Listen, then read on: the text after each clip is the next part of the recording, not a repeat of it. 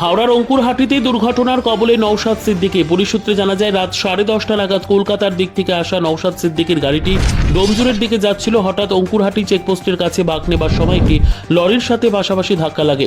ঘটনাস্থলে ক্ষতিগ্রস্ত হয় নওশাদ সিদ্দিকীর গাড়িটি। ঘটনার খবর পেয়ে নিবরা ট্রাফিক গার্ডের কর্মরত অফিসাররা এবং ডোমজুর থানার পুলিশ আধিকারিকরা আসেন।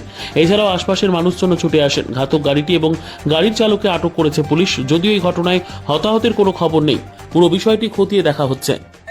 কি হয়েছিল এখানে? এই গাড়িটা দুটো সিগন্যাল ছিল, সিগন্যালই দাঁড়িয়েছিল। একটু নামাও না।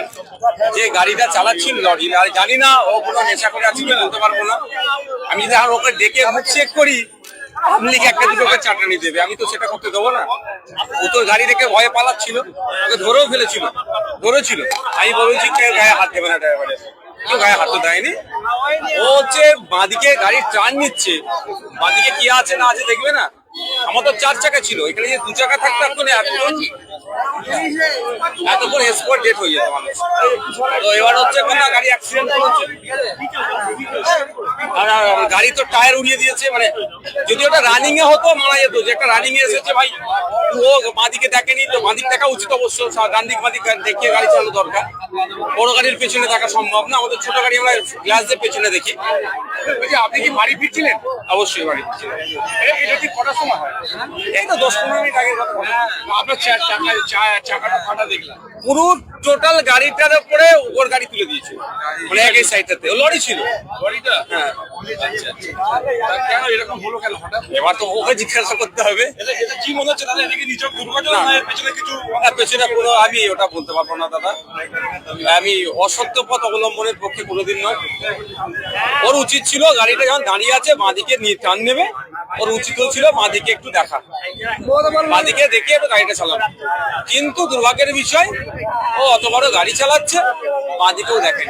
আর সম্ভবত ও একাই চালাচ্ছে, কোনো হেল্পারও নেই গাড়িটাতে সম্ভবত। বড় ট্রাক ছিল, বড় ট্রাক, বড় লরি, ওর পাশে কোনো মানে হেল্পারও ছিল না।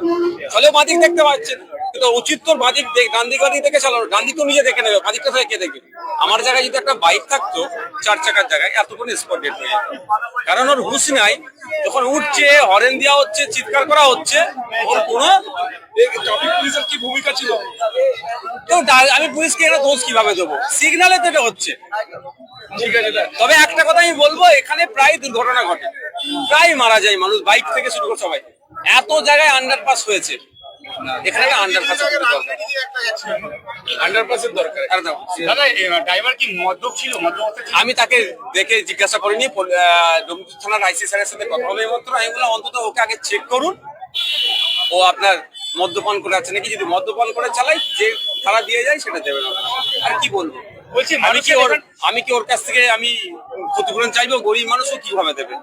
আমাকে ক্ষতিপূরণ চাওয়ার আমি পক্ষপাতী না, চাইবো না। ঠিক আছে দাদা, একটা গরিব মানুষও ওকে তো বুঝে শুনে গাড়ি চালানো দরকার।